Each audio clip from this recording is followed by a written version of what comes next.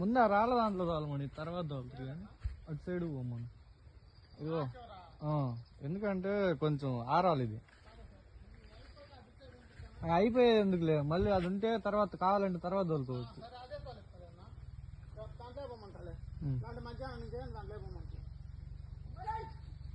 తోసుకొచ్చేస్తుంది.